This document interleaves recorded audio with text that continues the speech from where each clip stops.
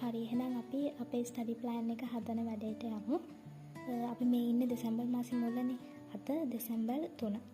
එතකොට අපිට O level exam එකට අද ඉඳන් දවස් 76ක් තියෙනවා. ඒ කියන්නේ හෙට දෙසැම්බර් 4 හෙට ඉඳන් අපිට දවස් 75ක් තියෙනවා. පෙබරවාරි 17 කියලා තියෙන විදියට exam පැවැත්වුණා. අපි එහෙම හිතාගෙන මේ ප්ලෑන් එක හදමු.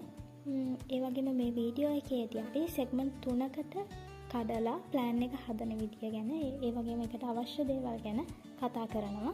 පළවෙනි සෙග්මන්ට් එකේදී අපි කතා කරමු ඔයාලා දැන් ඉන්න තත්ත්වය ගැන.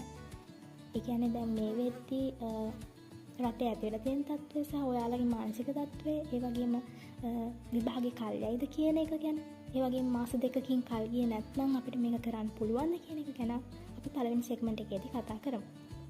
දෙවැනි සෙග්මන්ට් එකේදී අපි කතා කරමු පොදුවේ හැමෝටම, කියන්නේ දැන් ඔයාලා ඉන්න මට්ටම අදාළ වෙන්න කරගන්නේ නැතුව ඔයාලා මොන මට්ටමේ හිටියත් හැමෝටම වැදගත් වෙන මේ ස්ටඩි ප්ලෑන් එක ගැන හදාගන්නේ කොහොමද කියන එක ගැන අපි දෙවැනි සෙග්මන්ට් එකේදී කතා කරමු. ඒ කියන්නේ සතියක් හා දවසක් කොහොමද සැලසුම් කරගන්නේ කියන එක ගැන අපි ප්‍රැක්ටිකලි ප්ලෑන් එකක් හදාගමු. ඒ කියන්නේ දැන් කොලයකට සීමා වෙච්ච ප්ලෑන් අපි ඕන තරම් හදලා තියෙනවා.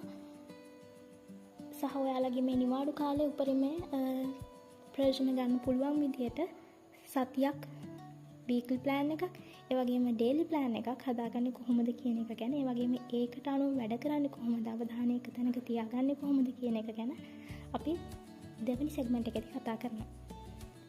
තුන්වෙනි සෙග්මන්ට් එකේදී අපි කතා කරමු ඔයාලගේ විවිධ ඉන්න මට්ටම් අනුව පේපර්ස් වල ලකුණු වැඩි කරගන්නේ කොහොමද, ඒ වගේම අපි මේක කරන්න ඕනේ ඇයි කියන එක ගැන, ඔයාලට මේ ප්ලෑන් එක කරගෙන යද්දී මතුවෙන ප්‍රශ්න වලට, ගැටලු වලට කොහොමද උත්තර හොයාගන්නේ, ඒ වගේම කන්ටිනියස්ලි මේක කරගෙන යන්නේ කොහොමද කියන එක ගැන අපි තුන්වෙනි සෙග්මන්ට් එකේදී කතා කරමු.